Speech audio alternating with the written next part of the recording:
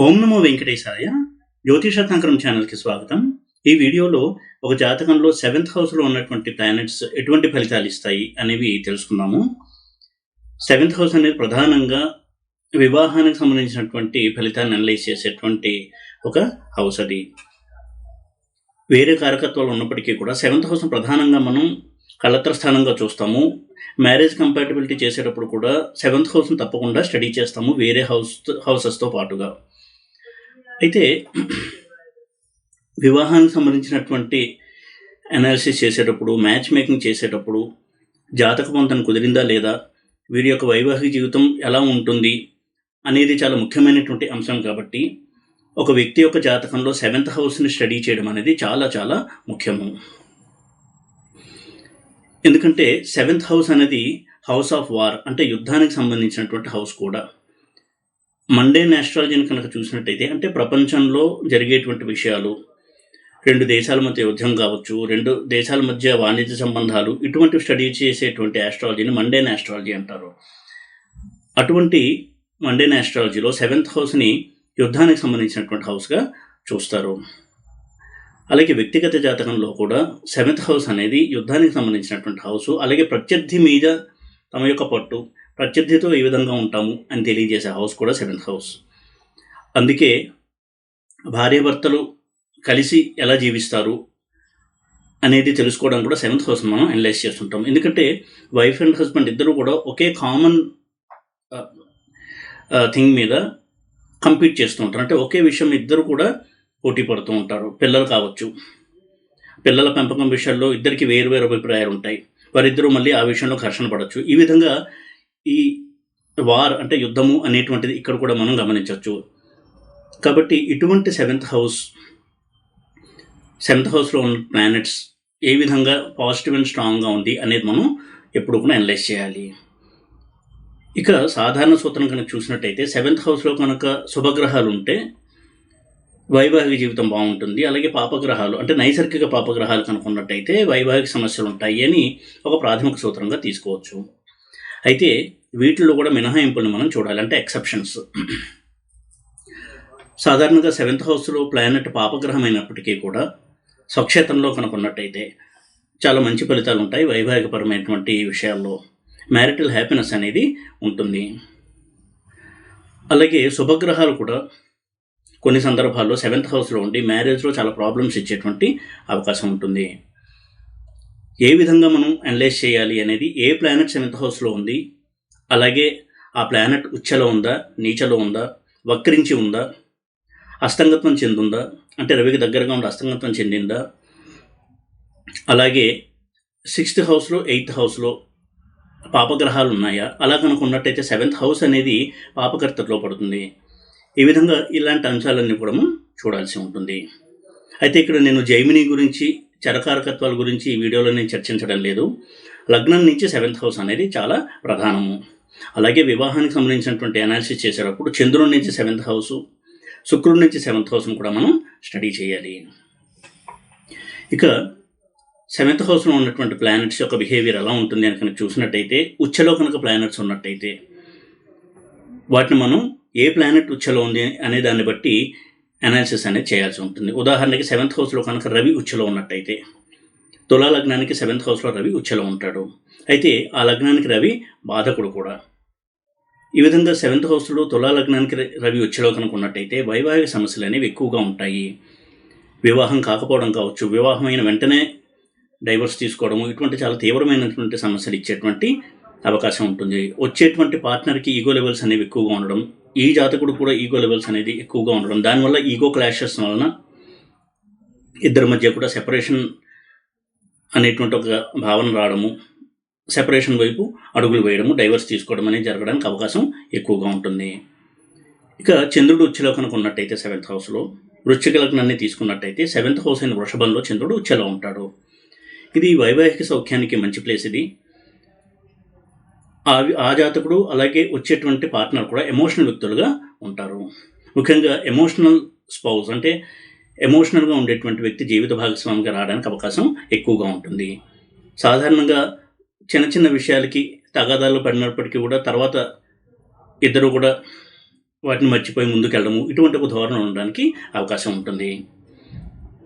ఇక 7th హౌస్లో కుజుడు కనుక ఉచ్చలో ఉన్నట్టయితే, అంటే కర్కాటక లగ్నానికి కుజుడు 7th హౌస్లో ఉచ్చలో ఉన్నట్టయితే ఇది కుజు దోషాన్ని ఇవ్వదు.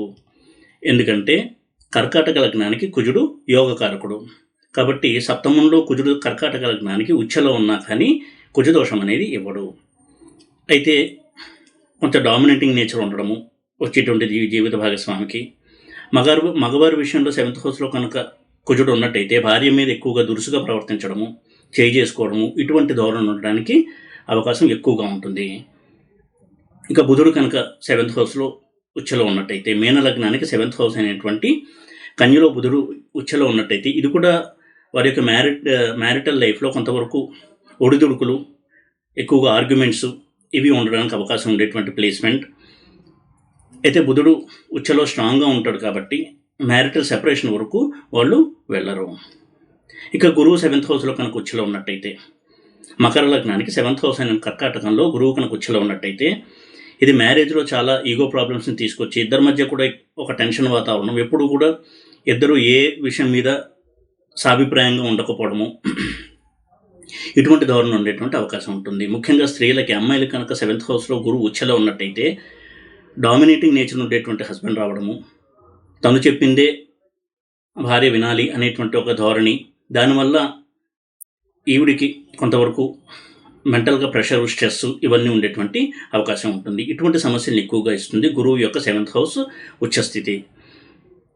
ఇక శుక్రుడు కనుక 7th హౌస్లో ఉచ్చలో ఉన్నట్టయితే, కన్యా లగ్నానికి 7th హౌస్ అనేటువంటి మీనంలో గురువు ఉచ్చలో కనుక ఉన్నట్టయితే ఇది వైవాహిక సౌఖ్యానికి మంచిది. అయితే మగవారి విషయంలో కనుక ఇది ఉన్నట్టయితే ఎక్కువగా లవ్ అఫేర్స్, మ్యారేజ్ తర్వాత కూడా ఎక్స్ట్రా మ్యారిటల్ అఫైర్స్ ఇవి ఉండడానికి అవకాశం ఎక్కువగా ఉండేటువంటి ప్లేస్మెంట్ ఇది. ఇక శని కనుక 7th హౌస్లో ఉచ్చలో ఉన్నట్టయితే, మేష లగ్నానికి శని 7th హౌస్లో కనుక ఉచ్చలో ఉన్నట్టయితే మ్యారేజ్ పరంగా కొంతవరకు డిలే అవ్వడము మ్యారేజ్, ఆ తర్వాత ఇద్దరి మధ్య అండర్స్టాండింగ్ రావడానికి కొంత టైం పట్టడము, ఇటువంటి వాతావరణం ఉంటుంది. కానీ long and happy marriage life ఉండడానికి అవకాశాలు ఎక్కువగా ఉంటాయి. ఇక నీచలో కనుక ఈ గ్రహాలు 7th హౌస్లో ఉన్నట్టయితే, మేషంలో శని నీచలో ఉంటాడు కాబట్టి తులా లగ్నానికి 7th హౌస్లో కనుక మేషంలో ఉన్నట్టయితే శని వివాహం ఆలస్యం కావడము, చీటికి మాటికి చిన్న విషయాలకి కూడా ఇద్దరి మధ్య కూడా ఘర్షణ వాతావరణము, ఇటువంటి ఉండేటువంటి అవకాశం ఉంది. ఇక వృషభ లగ్నానికి 7th హౌస్లో చంద్రుడు కనుక నీచలో ఉన్నట్టయితే మ్యారేజ్ కొంచెం లేట్ అయినప్పటికీ కూడా ఇద్దరి మధ్య కూడా అండర్స్టాండింగ్ అనేది ఎక్కువగా ఉండడానికి అవకాశం ఉంటుంది. అదేవిధంగా బుధుడు కనుక 7th హౌస్లో నీచలో ఉన్నట్టయితే, కన్యా లగ్నానికి బుధుడు 7th హౌస్ అనే మీనంలో నీచలో ఉన్నట్టయితే ఇది కూడా మ్యారేజ్ అయిన తర్వాత ఇద్దరి మధ్య కూడా అండర్స్టాండింగ్ రావడానికి టైం తీసుకునేటువంటి ప్లేస్మెంట్ ఇది. వేరే గ్రహాలతో కలిసి, పాపగ్రహాలతో ముఖ్యంగా రవితో కలిసి ఉండడము, ఇటువంటివి ఉన్నప్పుడు కొంత డైవర్స్కి అవకాశం ఉంటుంది. పాపగ్రహాలతో కలిసినప్పుడు ఇద్దరి మధ్య కూడా అండర్స్టాండింగ్ రావడానికి చాలా టైం తీసుకునేటువంటి అవకాశం ఎక్కువగా ఉంటుంది. ఇక గురువు కనుక 7th హౌస్లో నీచలో ఉన్నట్టయితే, అంటే కర్కాటక లగ్నానికి 7th హౌస్ అయిన మకరంలో గురువు కనుక నీచలో ఉన్నట్టయితే ఇది కూడా ఇద్దరి మధ్య కూడా ఈగో ప్రాబ్లమ్స్ వలన ఎప్పుడు కూడా అసంతృప్తి, ఒక విధమైనటువంటి అప్స్ అండ్ డౌన్స్ ఎక్కువ ఉండేటువంటి ప్లేస్మెంట్ ఇది. శుక్రుడు 7th హౌస్లో కనుక నీచలో ఉన్నట్టయితే, మీన లగ్నానికి శుక్రుడు 7th హౌస్ అయినటువంటి కన్యలో కనుక నీచలో ఉన్నట్టయితే మ్యారేజ్ లేట్ అవ్వడం కావచ్చు, మ్యారేజ్ అయిన తర్వాత మళ్ళీ ఎక్స్ట్రా మ్యారిటల్ అఫైర్స్లోకి వెళ్ళడము, ఇటువంటి ప్రాబ్లమ్స్ అయితే నీచలో ఉన్నప్పుడు కూడా ఉండేటువంటి అవకాశం ఉంది. అలాగే ఇందాక చెప్పుకున్నట్టుగా శని 7th హౌస్లో నీచలో ఉన్నప్పుడు కూడా కొంచెం అండర్స్టాండింగ్ అనేది లేట్ అవుతుంది. ఇక 7th హౌస్లో ప్లానెట్స్ వక్రించి కనుక ఉన్నట్టయితే, అంటే రవి, చంద్ర, రాహు, కేతు ఈ 4 గ్రహాలని మినహాయిస్తే మిగతా 5 గ్రహాలు 7th హౌస్లో ఉండి వక్రించినట్టయితే కొంతవరకు మ్యారేజ్లో ఫ్రిక్షన్, అప్స్ అండ్ డౌన్స్ అనేవి ఎక్కువగా ఉంటాయి. అయితే రవి యొక్క ప్లేస్మెంట్ 7th హౌస్లో మనం ప్రత్యేకంగా కొంత స్టడీ చేయాలి. ఎందుకంటే రవి 7th హౌస్లో ఉండి స్ట్రాంగ్గా ఉండి నెగిటివ్గా కనుక ఉన్నట్టయితే అది డైవర్స్కి దారి తీసేటువంటి అవకాశాలే ఎక్కువగా ఉంటాయి. రవి శుక్రుడు 7th హౌస్లో ఉన్నా, రవి కుజులు 7th హౌస్లో ఉన్నా, రవి శని 7th హౌస్లో ఉన్నా ఇవి డైవర్స్ వైపుకి దారి తీసేటువంటి ఒక కాంబినేషన్ అండ్ ప్లేస్మెంట్గా మనం చూడొచ్చు. రవి 7th హౌస్లో ఉన్నప్పుడు కొంతవరకు దాన్ని స్టడీ చేయాలి. అయితే 7th హౌస్లో రవి ఉన్నప్పుడు గురు దృష్టి కనుక ఉన్నట్టయితే డైవర్స్ వరకు వెళ్లకుండా ఆగడానికి అవకాశాలు ఎక్కువగా ఉంటాయి. ఇక 7th హౌస్లో రాహు కనుక ఉన్నట్టయితే, inter caste marriage, inter religion marriage, ఏదేమైనా కానీ అన్కన్వెన్షనల్ మ్యారేజ్ అంటే సాంప్రదాయానికి విరుద్ధంగా జరిగేటువంటి వివాహము. అవి ఎటువంటి కేటగిరీస్గా ఉంటాయని చూసినట్టయితే ఇంటర్ క్యాస్ట్ మ్యారేజ్ అవ్వచ్చు, ఇంటర్ రిలీజియన్ మ్యారేజ్ అవ్వచ్చు, ఫారిన్ కంట్రీలో ఉండేటువంటి వ్యక్తిని పెళ్లి చేసుకోవడం కావచ్చు, అలాగే అమ్మాయికి అబ్బాయికి ఏజ్ గ్యాప్ ఎక్కువ లేకుండా కొన్ని నెలలు మాత్రమే ఉండడము, అమ్మాయి కంటే అబ్బాయి చిన్నవాడై ఉండడము, ఇటువంటివన్నీ కూడా ఉండేటువంటి అవకాశం ఉంటుంది. కేతు 7th హౌస్లో ఉన్నప్పుడు ఎక్కువగా ఘర్షణ వాతావరణం అనేది ఉంటుంది. వారి యొక్క వైవాహిక జీవితంలో తీవ్ర సంఘటనలు, వైలెంట్ ఇన్సిడెంట్స్ ఇవన్నీ కూడా జరిగేటువంటి అవకాశం ఉంటుంది. రాహుకేతువుల యొక్క 7th హౌస్ ప్లేస్మెంట్ మనం కొంత నిశ్చితంగా పరిశీలించాలి. ఇక చంద్రుడు ఒకడు 7th హౌస్లో ఉంటే ఎక్కువగా మ్యారిటల్ డిస్టర్బెన్సెస్ లేకపోయినప్పటికీ కూడా చంద్రుడితో పాపగ్రహం కనుక కలిసి ఉన్నట్టయితే ఎక్కువగా ప్రాబ్లమ్స్ అనేవి ఉంటాయి. చంద్రకుజులు కలిసి 7th హౌస్లో ఉన్నప్పుడు కూడా ఎక్కువగా డిస్టర్బెన్సెస్, ఎమోషనల్ డిస్టర్బెన్సెస్, అలాగే భర్తకి అగ్రెసివ్ నేచర్ ఉండడం వల్ల భార్య ఎక్కువగా సఫర్ అవ్వడము, ఇటువంటి పరిణామాలు చోటు చేసుకునేటువంటి అవకాశాలు ఉంటాయి. అలాగే 7th హౌస్లో కనుక శని ఉన్న, అటువంటి శని వేరే పాపగ్రహాలతో కలిసి ఉన్నట్టయితే కొంతవరకు దాన్ని మనం పరిశీలించాలి. ఎందుకంటే శని కుజ కాంబినేషన్ 7th హౌస్లో కొంతవరకు తీవ్ర పరిణామాలు ఎక్కువగా ఇచ్చేటువంటి కాంబినేషన్ అది. అలాగే కుజరాహువులు 7th హౌస్లో కలిసి ఉన్నప్పుడు కూడా ఎక్కువగా అగ్రెసివ్ ఈవెంట్స్ అనేవి జరుగుతాయి, తీవ్ర పరిణామాలు ఎక్కువగా చోటు చేసుకుంటూ ఉంటాయి. కుజరాహువులు, కుజకేతువులు, శని కుజులు, రవి కుజులు ఈ కాంబినేషన్ 7th హౌస్లో ఉండడం అనేది మ్యారిటల్ హ్యాపీనెస్కి అంతగా సహాయపడనటువంటి కాంబినేషన్స్, అంటే దానివల్ల ఎక్కువగా సమస్యలే ఉండేటువంటి కాంబినేషన్స్గా మనం చూడాల్సి ఉంటుంది. చంద్రుడు కూడా ఏ గ్రహంతో కలిసినా కానీ కొంతవరకు మ్యారిటల్ లైఫ్లో డిస్టర్బెన్సెస్ ఉంటాయి. అయితే పాపగ్రహాలతో ఉన్నప్పుడు దానివల్ల ఎక్కువగా వైలెంట్ ఇన్సిడెంట్స్, అగ్రెసివ్ ఇన్సిడెంట్స్ అనేవి జరుగుతూ ఉంటాయి. రవిచంద్రుల కలయిక 7th హౌస్లో ఉన్నప్పుడు ఉదాహరణకి డామినేషన్, ఈగో లెవెల్స్, వీటి వల్ల ఎక్కువగా సమస్యలు అనేవి ఉంటాయి. అలాగే చంద్రుడు కుజుడితో కలిసినప్పుడు అగ్రెసివ్ ఈవెంట్స్ ఉంటాయి.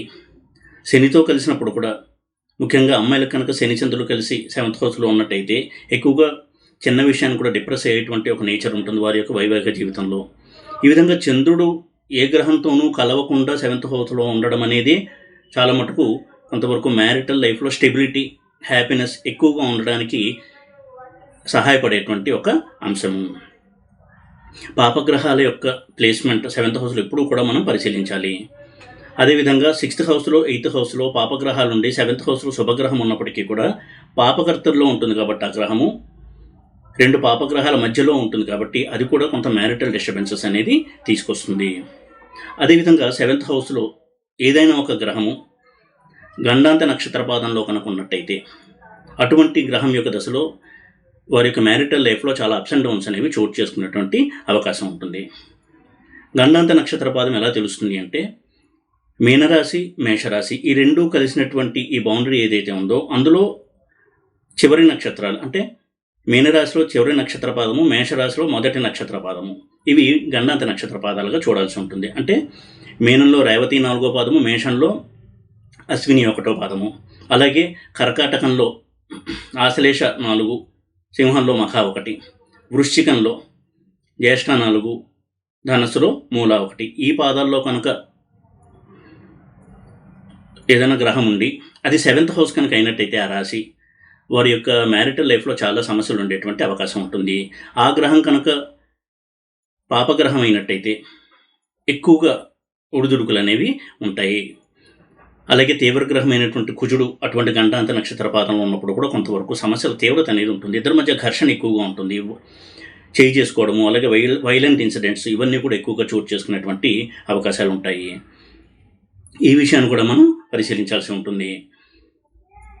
అలాగే 7th హౌస్లో ఉన్నటువంటి గ్రహము ముఖ్యంగా పాపగ్రహాలు వక్రించి ఇతర పాపగ్రహాలతో కలిసి ఉండడము ఇవన్నీ కూడా కొంతవరకు సమస్యలు తీసుకొస్తాయి. దుస్థానాధిపతులతో కలిసి 7th హౌస్లో ప్లానెట్స్ ఉన్నప్పుడు కూడా కొంతవరకు మ్యారిటల్ ఇష్యూస్ ఉంటాయి. 6th lord, 8th lord, 12th lord, 6th lord 7th హౌస్లో ఉన్న, 6th లార్డ్తో కలిసి వేరే గ్రహం 7th హౌస్లో ఉన్న ఆ గ్రహాల యొక్క దశల్లో కొంతవరకు మ్యారిటల్ డిస్టర్బెన్సెస్ అనేవి ఉంటాయి. అలాగే 8th లార్డ్, 12th లార్డ్ కూడా. ఇవి చాలా ప్రాథమికమైనటువంటి కొన్ని సూత్రాలు మ్యారేజ్ విషయంలో అనాలిసిస్ అనేది చేసేటప్పుడు. ఈ విధంగా కొంత ప్రాబ్లమెటిక్ ప్లేస్మెంట్ కాంబినేషన్ కనుక ఉన్నట్టయితే, అటువంటి గ్రహాల దశ నడుస్తున్నప్పుడు మ్యారేజ్ కనుక చేసుకోబోతున్నట్టయితే కొంతవరకు ముందుగానే ప్రిపేర్డ్గా ఉండి మ్యారేజ్ అయిన తర్వాత వాటికి సంబంధించినటువంటి రెమెడీస్ చేసుకోవడం వల్ల చాలా మటుకు ఇద్దరి మధ్య కూడా అపార్థాలు, ఘర్షణ వైఖరి రాకుండా కొంతవరకు బ్యాలెన్స్ని మెయింటైన్ చేయడానికి ఈ రెమెడీస్ అనేవి హెల్ప్ చేస్తాయి. ఈ విధంగా 7th హౌస్లో ఉన్నటువంటి ప్లానెట్స్ ఎంతవరకు మ్యారేజ్ ప్రాబ్లమ్స్ ఇస్తాయి అని తెలియజేసేటువంటి సందర్భంలో కొన్ని సూత్రాలని ఈ వీడియోలో నేను చెప్పడం జరిగింది. ఈ వీడియో కనుక మీకు నచ్చినట్టయితే లైక్ చేసి, షేర్ చేసి, సబ్స్క్రైబ్ చేయండి. ఓం నమో వెంకటేశాయ.